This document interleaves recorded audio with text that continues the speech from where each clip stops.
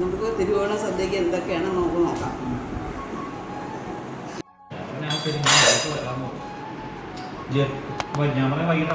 ബോളി, മാങ്ങ കറി, നാരങ്ങ, ഇഞ്ചി മാങ്ങ നാരങ്ങ,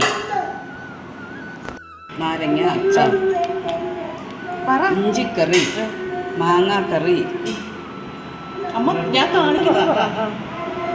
ഇത് കെശി, അവിയൽ, സാമ്പാർ, പരിപ്പ്, കിച്ചടി, കാളൻ, ഉഴുന്നുവടയുടെ കൂട്ടുകറി, ഓല, പപ്പടം, ചോറ്,